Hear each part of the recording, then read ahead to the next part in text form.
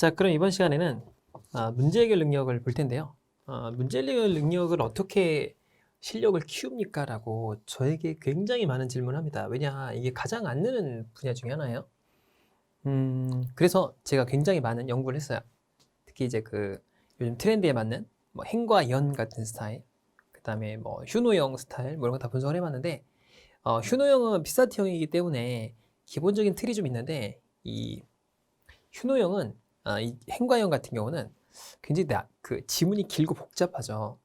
그래서 이제 공부를 많이 하고 또는 그 스터디라는 친구들하고 얘기를 많이 해봤어요. 그랬더니 사고력이다. 결론은 사고력이 중요하다. 그럼 이 사고력이라는 게 뭐냐? 문제를 봤을 때 접근하는 방법에 대해서 생각을 해보는 거예요. 그러면 어떤 연습을 해야 되느냐 이거죠. 이걸 키우기 위해서. 다양한 문제가 많이 있을 텐데 문제를 일단 많이 푸는 게 중요하죠. 자, 그런데 이 문제를 풀이할 때 첫 번째는 내가 그냥 풀어요. 그래서 어느 정도 수준이 되면 이제 시간도 한번 재보고 풀이해 봅니다. 그러면 답이 맞을 수도 있고 틀릴 수도 있겠죠. 그래서 정답만 맞춰요. 정답을 맞추고 틀렸다. 그럼 절대 해설을 보면 안 됩니다. 해설을 보면 안 되고 내가 뭐가 잘못됐는지 생각해보고 이제 고민해보는 거예요. 그 다음에 접근을 어떻게 했는지를 한번 생각해 보는 거예요. 접근. 어떤 접근을 했길래 내가 이런 오류가 났고 또는 어떻게 정답을 맞췄고를 생각해 보는 거죠. 그렇죠. 그래서 이런 다양한 연습을 통해서 반복을 하는 거예요. 그 다음에 이제 해답을 보는 거죠. 그럼 이제 해답이 나오고 틀릴 수도 있고 접근하는 방법이 다를 수도 있겠죠. 그런 것들을 고민해 보는 겁니다. 자, 그러면 이 문제 해결도 패턴이 있어요. 패턴. 세상은 패턴이 없는 게 없습니다. 수학도 패턴이 있고 뭐든지 패턴이 다 있어요. 그 패턴을 반복하면 익숙해지는 거예요. 그래서 익숙해져서 이런 패턴 연습을 통한 익숙해지는 것도 중요하지만 모든 패턴을 다 알 수는 없기 때문에 사고력을 증진시키고 그 다음에 많은 문제를 통해서 패턴을 익히는 게 이 문제 해결 능력을 키워나가는 방법입니다. 그러면 어느 정도의 그런 이 패턴이 존재한다는 거잖아요. 이제 그런 것들을 한번 보도록 해봅시다. 굉장히 어렵다라고 생각하시는데 제 문제가 좀 어렵긴 해요. 근데 어렵게 준비하는 친구들이 확실히 좋은 결과가 나오기 때문에 제가 좀 어렵게 문제를 낸 겁니다. 그래서 창의적 문제, 분석적 문제가 있는데 창의적 문제는 굉장히 어렵잖아요. 그러니까 분석적 문제를 통해서 많이 점수를 맞히는 게 좋긴 한데 이게 핵심이에요. 이 창의적 문제를 많이 해결할 수 있어야 응용수리가 됐던 자료 해석이 됐던 의사소통이 됐던 좋은 점수가 나오게 됩니다. 창의적인 내용들이 생각이 잘 납니까? 납니다. 자, 이런 게 이제 전형적인 그런 분석적 문제죠. 분석을 해서 계산을 하는 거예요. 그럼 읽어보면 이제 증권거래세에 대해서 좀 잘 알고 있다면 이 문제 되게 쉽습니다. 왜냐하면 증권거래세는 주식을 거래하면 주식을 거래해요. 모든 자산이 마찬가지인데 처음에 살 때를 취득이라고 하죠. 취득세를 내는 경우가 있고 그 다음에 중간에 보유하면 보유세를 내요. 자, 그리고 처분하면 처분에 따른 처분의 세금이 나옵니다. 그렇죠? 근데 이거는 자, 양도에 대해서 나오기 때문에 처분에 대해서 나오는 거죠. 처분은 여기와 같은 거래세가 있고요. 거래를 하면서 발생하는 거래세가 있고 양도 차익, 이익이 나면 이익에 대한 세금을 내는 양도소득세가 있어요. 그러니까 이런 분류가 있는데 세금에 대해서 좀 더 많이 알고 있다면 이 문제는 쉽습니다. 주식을 좀만 거래하면 느낌이 오는 거예요. 그래서 거래할 때 내는 증권거래세를 낸다라는 거죠. 그런데 누가 내냐? 양도하는 자가 내요. 그러니까 자, 사는 사람이 있고 파는 사람이 있죠. 양수자가 있고 양도자가 있어요. 그럼 일반적으로 이 사람이 파는 거고 이 사람이 사는 거잖아요. 취득세는 양수자가 내요. 사는 사람이 냅니다. 보유세도 보통 양수자가 내죠. 갖고 있으니까 저희가. 우리가 말하는 뭐 재산세라든가 종부세라든가 이런 게 다 보유세예요. 처분세는 보통 양도자가 냅니다. 그런데 이 거래세라는 거는 양쪽 다 내는 경우도 있어요. 근데 이 경우는 양도자만 내죠. 그러니까 사는 사람은 안 내고 파는 사람만 낸다 그런 얘기예요. 자, 그런데 금융투자업자, 이게 증권회사예요. 어려운 게 아니고 증권회사를 통해서 내면 이 금융투자업자가 대신 내주는 거죠. 자, 그 다음에 과세표준은 주권의 양도가액입니다. 그래서 일단 기본적인 거는 1,000분의 5, 0.5%를 낸다 그 얘기죠. 그런데 이 X시장하고 Y시장을 통해서 거래를 하면 깎아주죠. 0.5%인데 0.15% 정도 내게 되고 0.3% 정도 낸다. 이렇게 깎아준다는 거죠. 이게 뭘까요? 0.15가. 이게 우리가 거래소 시장이라고 하고 이 3%가 우리가 1000분의 3%, 요게 1000분의 3이 이게 코스닥 시장이에요. 그러니까 이걸 좀 알고 있었다면 좀 편하게 계산이 됐겠죠. 자, A를 봅시다. A는 금융투자업자를 통해서 세건을 양도했어요. 그러니까 다 세금은 누가 내주죠? 거래세는 금융투자업자가 내줍니다. 그래서 갑이 직접 납부해야 된다. 이건 틀린 거죠. 투자업자가 내줍니다. 총액이 6만 원이냐? 그럼 총액을 계산해 봐야겠죠. 100주에다가 곱하기 15,000원 했습니다. 그래서 주당 3만 원의 X증권에서 잔량을 양도했어요. 그럼 뭘로 계산해야 되죠? 양수한 게 아니죠. 양도 금액으로 계산하는 거예요. 그러겠죠? 100주를 3만 원에 팔았으니까 300만 원이 됩니다. 거기다가 몇 프로 내는 거예요? X증권 시장이니까 1000분의 5죠. 1000분의 1.5가 되겠죠? 그렇겠죠? 요거 이렇게 하면은 3,000원이 되니까 3,000에다 1.5 곱하면 4,500원이 되겠죠? 자, 이 정도 낸다라는 거예요. 자, B를 볼게요. 200주를 만원에 양도했죠. 이게 양도가액이죠. 그러니까 200만 원이 되겠죠. 자, 200만 원의 3%입니다. 1000분의 3이니까 2,000원에다가 3을 곱하니까 6,000원이 되겠죠. 그러니까 얘는 6,000원을 내는 거예요. 자, 마지막으로 C를 200주를 Y시장을 통하지 않고, 그러니까 통하지 않았어요. 그러니까 얼마를 내야 돼요? 요걸 내야 되죠. 5만 원에 양도했습니다. 그러니까 200원 곱하기 200주 곱하기 5만 원이니까 1000만 원이 되겠죠. 자, 1000만 원에 1000분의 5 하니까 약분이 되겠죠. 그러니까 5만 원이 되겠죠. 그러니까 총 내는 돈은 얼마예요? 6만 500원을 내야 됩니다. 6만 원보다 많아요. 자, 세 건의 양도가 모두 탄력세율을 적용하나요? 요게 탄력세율인데 이건 아니죠. 요 마지막 C회사 해줄 거는 탄력세율을 적용받지가 않습니다. 자, A회사 주권 양도에 따른 증권거래세 과세 표준은 150만 원인가요? 300만 원이라고 했죠? 틀렸습니다. 자, 갑과 을이 갑이 을을 통해 Y증권 시장에서 C회사에 주권 200주를 전량 주당 500만 원에 양도할 수 있다면 증권거래세액은 2만 원이 감소된다라고 했어요. 자, 여기 보면 갑이 을을 통해서 금융투자업자를 통해서 Y증권 시장이에요. 그러니까 1000분의 3이죠. 그러니까 2%만큼이 줄겠죠. 그렇죠? 원래는 5%, 그러니까 이제 1000분의 5를 냈는데 1000분의 3인 0.5에서 0.3%만큼이 줄니까 0.2%만큼이 감소가 되겠죠. 그러니까 얼마예요? 2만 원이겠죠. 2만 원 맞죠? 그래서 5번이 정답이 된 겁니다. 복잡하지만 이걸 좀 알았다면, 이런 트렌드를 좀 알았다면 계산하는 거는 우리가 좀 더 익숙해질 수가 있었던 문제고 좋은 문제예요. 틀렸다면 여러분들 왜 틀렸는지 곰곰이 따져보시고, 여기 핵심은 이거예요. 양도라는 단어, 그러니까 여러분들이 풀었다면 핵심이 이거죠. 양도, 세율, 양도자만 낸다는 거죠. 그리고 여기 보면 투자업자는 여기를 바탕으로 낸다고 거래세 차이가 있다. 그 여기서 0.2%만 낸다라고 가정을 해서 2만 원이 바로 나오게끔 이렇게 하면 좀 더 빨리 계산이 됐겠죠. 자, 그 다음에 여기 봅시다. 일단 이런 문제는 분석을 해야 될 거 아니에요. 자, 보게 되면 봤더니 이렇게 있대요. 그러니까 A구가 있고 B구가 있습니다. 그래서 어린이집과 복지회관이 없어요. 그래서 60억 원이 예산입니다. 60억 원. 그래서 봤더니 건축비가 이렇게 있어요. 그럼 다 지으면 얼마예요? 다 지으면 60억이죠. 그러니까 다 지으면 35억, 35억이니까 65억이 70억이 되죠. 그죠? 그러니까 다 지을 수는 없겠네요.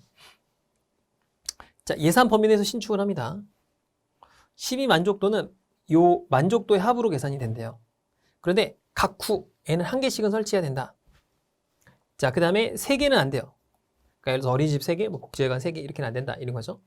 자, 2개를 신축하게 되면 한 시설에 대한 만족도가 20% 이하로 하락한다. 이게 핵심이죠. 이 문제. 이게 핵심입니다. 자, 그러면 일단 만족도가 높은 것대로 선택하는 게 좋잖아요. 만족도를 좋게 하려고 하니까. 그럼 얘가 1등이고 얘가 2등이고 얘가 3등이에요. 근데 여기다 다 지을 수는 없으니까. 그렇겠죠? 그럼 얘를 하나 짓고 얘를 하나 지어요. 그럼 35억이죠? 얘를 하나 지어봅니다. 그러면 이제 이건 지을 수가 없잖아요. 예산이 초과가 될 테니까. 자, 그럼 이게 총 얼마가 들었죠? 55억이 들었을 테고, 그 다음에 만족도는 얼마예요? 125점이 됩니다. 이대로 맞출 거냐? 이렇게 되면 너무 쉽겠죠? 그죠? 그러니까 예산이 모두 사용될 것이다. 사용이 안 됐네요. A구에서는 어린이집이 신축될 것이다. 라고 했는데 옳지 않은 걸 고르라고 했어요. 근데 A구에는 어린이집이 신축되죠? 그쵸? 그래서 맞고, B구에는 2개가 아니라 3개가 되죠? 3개가 되죠? 네, 2개가 되죠, 2개. 그죠? 자, 값 C에는 신축되는 시설의 수가 4개래요. 값 C가 4개냐? 3개죠? 그러니까 틀린 게 여러 개가 나오잖아요. 그러니까 이건 아니겠다라는 거죠. 그러니까 이 문제는 이렇게 아니다라는 거예요. 그러면 이제 이렇게 생각해 보는 거죠. 이걸 2개 짓고 얘를 만족도가 높은 걸 얘를 2개 지을 수는 없죠. 그죠? 그러니까 얘를 2개, 얘를 1개 지어보는 거예요. 1개. 그럼 60억이 되겠죠? 그렇겠죠? 그 다음에 얘를 2개 짓고 얘를 2개 짓는 이런 케이스가 있겠죠? 그렇겠죠? 그러면 이제 60억이 될 테니까. 조심할 거는 첫 번째, 얘를 2개 짓고 얘를 1개를 한번 지어볼게요. 그러면 이게 100점에다 135점이 되냐? 그렇지 않죠. 왜냐하면 이게 10점이 깎여요. 왜냐면 20%가 깎이니까. 그래서 얘가 80점이 되고, 아니 80점이 아니죠. 90점이죠. 이렇게 되는 게 아니고 90점이 되겠죠. 10점이 깎이니까. 그 다음에 35점이 되니까 마찬가지로 125점이에요. 이것도 아니겠죠. 그렇죠? 그걸 2개를 한번 만들어 보겠습니다. 2개. 2개를 넣으면은 2개씩 해볼게요. 그럼 이제 총 얼마가 쓰였죠? 30억, 30억이니까 60억의 예산이 쓰였고, 그 다음에 2개를 했으니까 얘가 30점에다가 다음에 20% 깎이니까 6점이 깎여요. 그러니까 24점이 되겠고, 얘는 40점에다가 2점 깎이니까 32점이 됩니다. 8점이 깎여서. 그럼 54점, 72점, 126점이네요. 이게 정답이 되겠죠. 그러니까 이걸로 맞춰보는 거예요. 더 높은 걸로 맞춰보는 거죠. 왜냐하면 아까 이대로 풀어요. 그냥 일단. 풀면 정답이 안 되니까 안 되겠고, 센스가 있는 사람이라면 이런 문제를 낼까요? 안 내죠. 한 방에 풀 수 있는 문제를 내지 않을 테니 다른 조합이 나올 거다라고 쉽게 알 수가 있는 거예요. 그래서 126점이 나온 거고, 2개 지은 거죠. 예산 모두 사용될 것이다. 맞죠? 사용됐죠? A구에는 어린이집이 신축될 것이다. A는 어린이집이 아니고 복지예간이 설립되죠. 이거 틀렸고. B구 2개 설립되죠? 값이 4개 맞죠? 조건 5가 없더라도 신축되는 시설의 수는 달라지지 않을 것이다. 자, 2개를 신축할 경우 시설의 만족도는 20% 하락한다. 조건이 없더라도 신축되는 시설은 계산해보면 총 4개가 나오게 되기 때문에 달라지지 않게 됩니다. 그래서 정답이 2번이 된다 라는 거죠. 이렇게 계산해봐도 됩니다. 자, 그렇게 해서 이걸 해도 이게 더 높아요. 20점 빼더라도 이게 60점에다가 80점이니까 140점이 된단 말이에요. 그죠? 아까 이거 해도 135점이에요. 그러니까 2개 설립하면은 140점이 되고, 만약에 이게 없다고 하더라도 얘를 하면 100점이 되고 35점이니까 135점밖에 안 돼요. 그렇기 때문에 무조건 얘가 더 높습니다. 그래서 해도 마찬가지예요. 2번이 정답이 됐던 문제죠. 굉장히 복잡하지만 좋은 문제입니다. 이거. 자, 그 다음에 3번 같은 걸 볼게요. 그러니까 이런 거는 이제 천천히 하면 됩니다. 짬뽕을 만들어 먹는데요. 재료를 사기 위해서 근처에 들리려고 합니다. 그런데 이게 핵심이죠. 다만, 이렇게 다만이라든가 이런 단어가 나오면 항상 조심해야 돼요. 재료의 절반 이상이 냉장고에 있으면 그 재료는 구매하지 않는다. 예를 들어서 필요한 게 100g인데 50g이 냉장고에 있어요. 그러면 안 사겠다. 그런 얘기죠. 갑하고 아내는 1인분을 먹고 아들은 0.5인분을 먹는데 새우는 1인분을 먹어요. 새우를 좋아하나 봐요. 자, 매운 음식을 잘 먹지 않는 아내를 고려해서 고추라는 단어가 들어가면 절반만 넣는다라는 거고, 자, 짬뽕 요리를 한번 볼게요. 그러면 이거부터 보는 거예요. 이렇게 답부터 한번 찾아보는 거죠. 이렇게 정답부터 찾아 나가면 좀 더 빠르겠죠. 그러면 뒤에서부터 찾는 거예요. 센스가 있는 사람들은. 왜냐? 앞엔 당연히 정답이 아니겠죠. 계산하는 문제는 항상 뒤에서부터 계산해 주면 됩니다.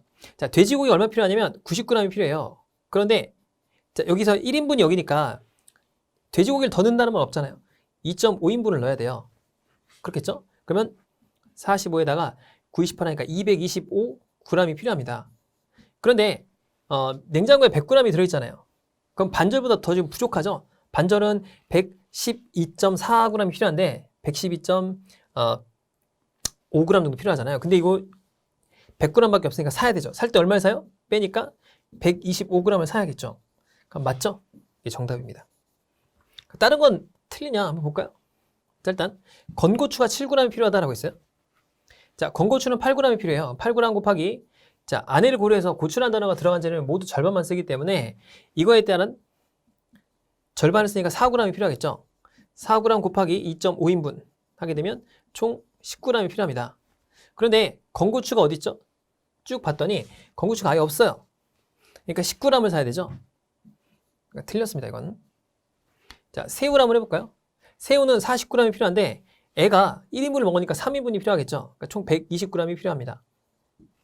그래서 새우를 봤더니 쭉 보면 새우가 없네요. 120g을 사야 되겠죠? 틀렸죠?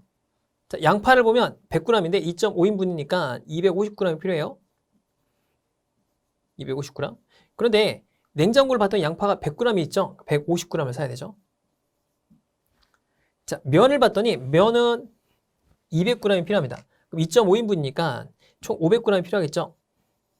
200g 있으니까 300g을 사면 되겠죠. 정답이 5번이 된다. 이렇게 보면 될 겁니다. 자, 이런 것도 있는데 이걸 보면 갑을병이 12장의 카드를 갖고 있어요. 몇 장씩 갖고 있죠? 3으로 나누면 4장씩 갖고 있다. 그런 얘기죠. 4장씩 갖고 있는데 봄, 여름, 가을, 겨울 카드가 있는 거예요. 그럼 봄, 여름, 가을, 겨울이 10장을 만들려면 몇 장씩 있는 거죠? 3장씩 있다 그거죠. 3장씩. 이렇게 얘도 3장, 3장, 3장, 3장 이렇게 있는 거예요. 그러면 갑을병은 어쨌든 간에 봄, 여름, 가을, 겨울을 다 가질 수가 있죠. 3장씩, 4장씩 갖고 있으니까. 아, 그렇구나. 자, 참가자들은 무작위로 시작할 때 4장씩 카드를 갖죠. 당연히 12장이니까. 자, 1대1로 카드를 바꿔서 2장씩 바꿀 수 있대, 한 번에. 그래서 상대방의 카드 뒷면 보고 무작위로 바꿉니다. 자, 그래서 모두 다 이걸 만들면, 봄, 여름, 가을을 딱 만들면 이긴대요. 바꿔서. 자, 그래서 이걸 봤더니, 자, 갑을, 병을 보겠습니다. 자, 겨울 카드는 내가 모두 갖고 있대요. 그럼 겨울이 3장이 이렇게 있는 거죠. 왜냐? 3장씩 있을 테니까, 가을이, 카드가. 3장 이렇게 있는 거고, 나머지는 뭔지 모르죠. 자, 나는 봄과 여름 2가지만 있어요. 봄하고, 자, 여름만 있다 그 얘기죠. 그 얘기는 겨울도 없고, 가을도 없다는 거예요. 현재. 없다는 거죠. 나는 여름 카드가 없대요. 여름 카드가 없다는 건 봄은 있을 수 아니, 겨울은 있을 수가 없죠. 그렇겠죠. 왜냐면 겨울은 얘가 다 갖고 있을 테니까. 여름이 없는 거예요. 그럼 얘는 봄하고, 자, 가을 카드만 있다. 라는 거죠, 이렇게. 몇 장인지는 알 수가 없는 상태예요, 지금 현재. 자, 그래서 게임을 시작할 때 3가지 종류의 계절 카드를 받은 사람이 한 명이라도 있나요? 없죠. 얘는 이거랑 플러스 다른 거 한 개잖아요. 한 가지 종류가 있는데 뭔지 모르고. 얘는 2개, 얘는 2개잖아요. 그러니까 세 가지 종류의 카드를 받은 사람은 없습니다. 자, 그 다음에 게임 시작 시 참가자 모두 봄 카드를 받았다면 가을 카드는 모두 병이 갖고 있다. 자, 예를 들어서 이 카드가 봄 카드를 받았다면 봄도 받을 수 있겠죠? 그럼 봄 이렇게 받아야겠죠? 그렇겠죠? 그러면 봄인데 봄은 3장밖에 없어요. 한 장 한 장씩 가졌겠죠? 그럼 얘는 뭘 갖고 있어야 되죠? 봄이 한 장이니까 여름이 3장을 갖고 있을 거예요. 그렇겠죠? 봄이 한 장이고, 그렇죠? 그럼 얘는 뭘 갖고 있죠? 가을 3장 갖고 있겠죠? 그렇죠? 병이 가을을 모두 갖고 있는 게 맞죠? 그래서 맞다. 자, 첫 번째 맞바꾸기에서 갑가을이 카드를 바꾸었는데 갑이 모두 우승을 했대요. 그럼 갑이 우승하려면 어떻게 될까요? 얘가 겨울을 다 넘기고 겨울을 2장 더 넘겨요. 그 대신에 봄, 여름은 받을 거 아니에요? 무조건 봄, 여름. 그렇겠죠? 왜냐면 봄, 여름밖에 없으니까. 그럼 얘 무조건 뭘 갖고 있어야 돼요? 가을을 갖고 있어야겠죠? 그렇겠죠? 자, 그래서 게임 시작 시 병은 봄 카드 2장을 받았다라고 했어요. 자, 그러면 이 조건 한번 볼게요. 조건을 보면 겨울이 무조건 갑은 뭘 갖고 있어야 돼요? 가을을 들고 있어야 돼요. 가을. 그래야 얘한테 2장을 넘기고 받을 테니까. 그렇겠죠? 그럼 가을을 얘가 한 장 갖고 있어요. 얘는 가을을 가질 수가 없죠. 그러니까 봄 카드 2장을 받았다고 했는데 가을이 몇 장이라는 거예요? 얘는 무조건 이제 2장밖에 없다는 거죠. 왜냐? 가을을 얘가 갖고 있으니까 얘는 무조건 2장을 갖고 있고 봄이 2장이겠죠. 그렇겠죠? 그래서 맞다. 이렇게 된 거죠. 여기서 핵심은 뭐예요? 핵심은 요 카드를 잘 정립해서 요거죠, 요거. 카드를 맞바꾸려면 얘는 무조건 다 이기려면 전체를 가져야 되는데 이게 없는 걸 선택해야 되니까 겨울이 있어야 된다. 자, 이런 내용은 가끔 많이 나옵니다. 게임 이기는 거 좀 기억을 하시고 문제를 많이 풀어보시면 좋을 것 같아요. 자, 그럼 이어서 5번 문제를 보게 되면은 5번 같은 케이스는 구별을 해봐야 돼요. 구별을 하는데 이걸 이쪽으로 와서 한번 좀 써봅시다. 조금 내용들이 많기 때문에. 자, 그러면 여기 보면 작년이 나오고 올해가 나온단 말이에요. 작년을 이렇게 써주고, 자, 올해를 이렇게 한번 써보겠습니다. 그다음에 A 지역이 이렇게 있죠. A 지역에. 그럼 A 지역에 멧돼지가 있고, 그 다음에 고라니가 있어요. 자, 그 다음에 노루가 있고, 네, 너구리가 나오죠. 자, 이렇게 있고, 전체가 이렇게 있을 거예요. 자, B 지역을 한번 볼게요. B 지역도 마찬가지겠죠. 이렇게 쭉 뽑아보면, 여기도 멧돼지, 고라니, 노루, 너구리 이렇게 있겠죠. 전체가 이렇게 있을 겁니다. 자, 그러면 요거들 한번 풀어보는 거죠. 전체 야생동물 개체수가 A 지역은 300에서 250마리로 감소했대요. 300에서 250마리로 감소했다. 그 얘기죠. 자, B 지역은 200마리로 변함이 없대요. 자, 이렇게 된 거죠. 자, 그 다음에 멧돼지와 고라니의 개체수는 변함이 없다라고 했어요. 그러니까 멧돼지가 그대로다라는 거죠. 이렇게. 그러니까 A면 A, 뭐 이런 식으로 되겠죠. 자, 그 다음에 고라니도 변함이 없대요. 얘도 이렇게 같겠죠. 자, 그 다음에 B 지역은 멧돼지와 노루의 개체수가 변함이 없대요. 그러니까 여기가 이제 만약에 뭐 C다 이렇게 되겠죠. 자, 그 다음에 노루의 개체수는 변함이 없다라고 했으니까 이렇게 되겠죠. 이렇게 될 겁니다. 자, 그 다음에 올해 고라니와 노루의 개체수는 A 지역, B 지역 모두 50마리씩이래요. 그러니까 고라니, 노루가 모두 50마리라는 거 아니에요. 그러니까 여기가 이제 얼마가 되는 거예요? 50마리가 된 거죠. 자, 이렇게 된 거고, 노루도 50마리가 된 거죠. 자, 그 다음에 밑에도 고라니가 50마리, 노루도 50마리죠. 자, 이런 형태가 된 겁니다. 자, 그 다음에 A 지역의 노루 개체수에, 노루 여기입니다. 노루가. 그쵸? 자, 올해 고라니의 개체수가 여기네요. 그러니까 올해만이죠. 올해만. 이건 아니죠. 이건 아니고, 50마리죠. 그러니까 여기가 당연히 50마리겠죠. 여기 노루의 개체수가 이렇게 되니까. 그렇겠죠. 그 다음에 고라니도 50마리니까 여기도 50마리가 이렇게 되겠죠. 여기는 아니고. 올해는 알 수 없으니까. 그죠? 노루하고 고라니가 이렇게 있으니까. 자, 그 다음에 A 지역에서 노루의 개체수에다가, 이게 뭔지 몰라요? 여기다가 4배를 하면 너구리가 된대요. 이렇게 된다는 거죠. 자, 그 다음에 2배를 하면, 2배를 해볼게요. 얼마가 되죠? 2배를 하면 노루의 개체수가 된대요. 그러니까 여기서 2배란 게 2가 50이 되니까 2는 25가 되겠죠? 여기가 25가 되겠고, 여기가 100마리가 된다. 그 얘기예요. 아이고, 100마리가 된다. 그럼 여기는 전체가 250마리니까 200마리를 빼주면 50마리가 되겠죠? 그렇겠죠? 물어본 게 뭡니까? 작년 A 지역의 멧돼지 개체수니까 같다고 했죠? 같죠? 그러니까 50마리가 된다. 이렇게 판단해 주면 되겠죠? 자, 그래서 이렇게 칸을 채워보시면 풀이를 할 수 있는 문제였습니다. 이런 거는 그냥 칸을 채워보세요. 훨씬 더 나니까. 자, 이거는 저는 이제 뒤에 있는 문제를 보도록 할게요. 보기에 따라서 옳은 근거만을 고르라고 했어요. 자, 갑을 한번 봅시다. 갑은 3급 장애인이고 실업급여를 받아요. 자, 이런 문제는 항상 대상을 먼저 보는 거예요. 신청 대상. 생계급여나 의료급여 수급자로서, 그러니까 이걸 무조건 이 충족해야 되죠. 얘 또는 얘겠죠. 생계급여를 받아도 되고 의료급여 수급자도 돼요. 그 중에 여기다가 해당이 돼야 된다는 거죠. 자, 갑을 봤더니 갑은 상급 장애인이고 실업급여를 받아요. 실업급여는 여기 해당이 안 됩니다. 그러니까 갑은 받을 수가 없는 거예요. 그래서 밑에 있는 기억을 보면 갑은 뭘 받았다, 받을 수가 없어요. 그러니까 기억번은 틀린 거죠, 일단. 자, 을은 의료급여 수급자예요. 맞죠?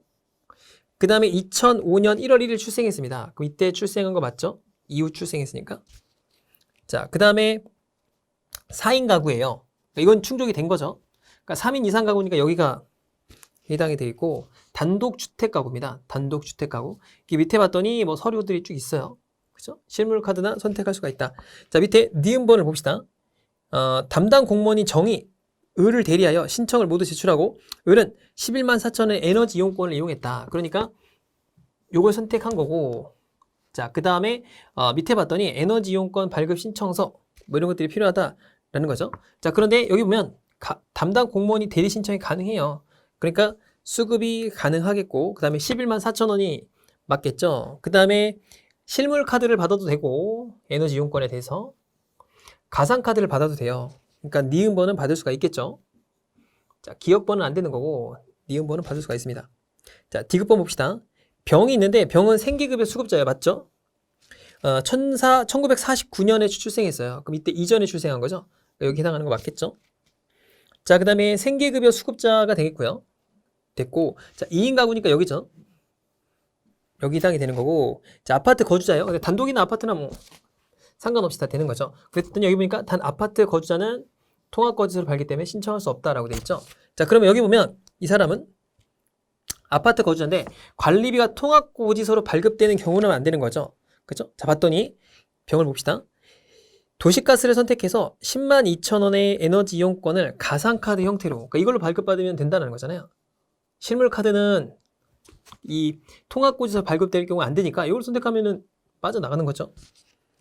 자, 그 다음에 이용권 사용기간 만료 시 잔액이 발생한다면 전기요금이 차감한다. 맞죠? 그러니까 디귿도 맞겠다 라는 거죠. 그래서 정답이 니은하고 디귿이 맞겠네요. 5번이 정답이 되겠다. 이것도 하나하나 쭉 따져보는데 대상을 항상 꼭 조심하세요. 대상 부분에서 많이 틀릴 수 있기 때문에.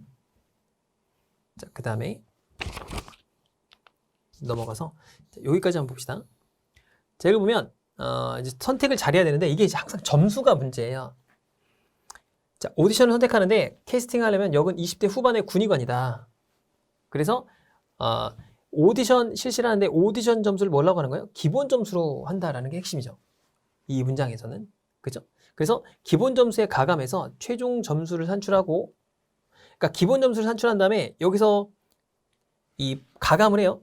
그래서 최종 점수를 산출하는데 최종 점수가 높다고 그러면 어떠냐? 가장 높은 사람을 선택합니다, 이때. 그런데 여기 밑에 보니까 최종 점수가 가장 높은 사람이 있다라고 하면 기본 점수가 가장 높은 사람이 캐스팅 됩니다. 그러니까 아무리 최종 점수가 높다고 해도 같으면 얘가 짱이다. 기본적으로 점수를 많이 받아야 된다. 그 얘기죠. 자, 그랬더니 여기 보니까 오디션 점수가 뭐예요? 이게 기본 점수예요. 이게 기본 점수다 이거죠.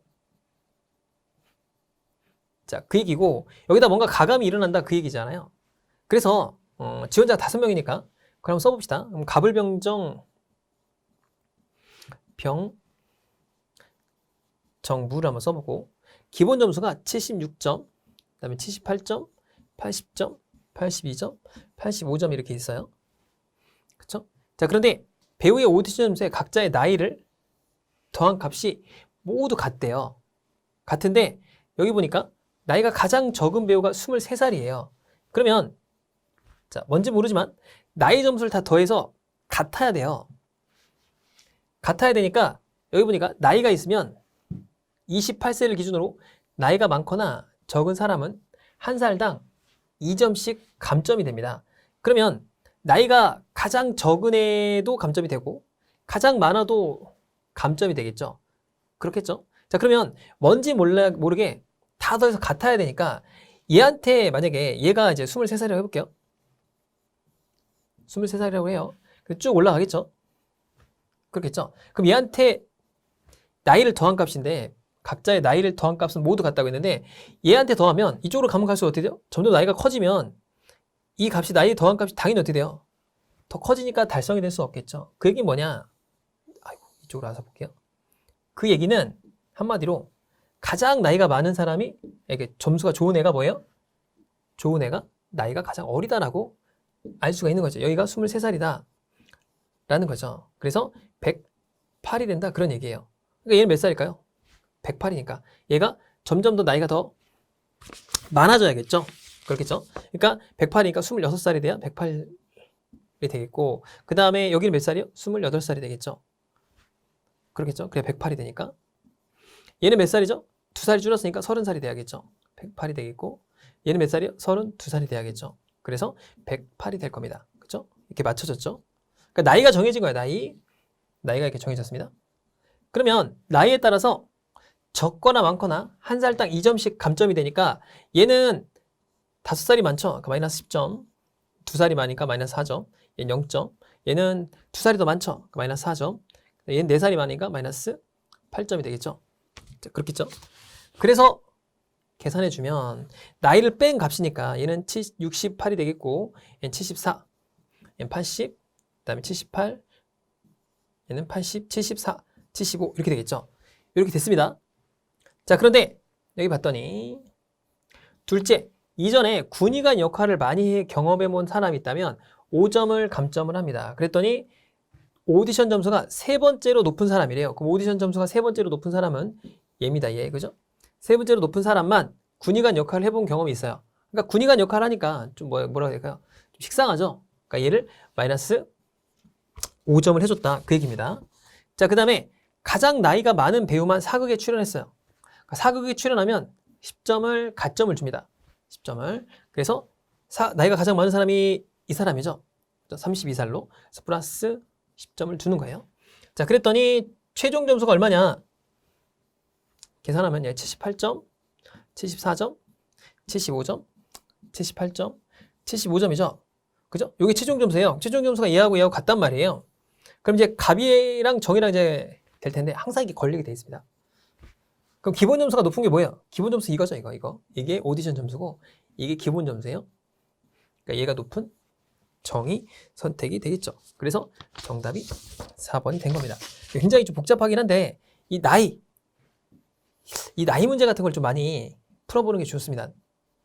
응용수나 이런데 나이를 딱 계산하는 거, 날짜를 계산하는 법 이런 것들 좀 알아야 이렇게 빨리 푸는 능력이 좀 생겨요. 그래서 정답이 정이 된다. 자, 이렇게 보면 될 것 같아요. 자, 그래서 이번 시간에 여기까지 보고요. 다음 시간에 다음 문제부터 풀어보도록 하죠. 수고 많으셨습니다.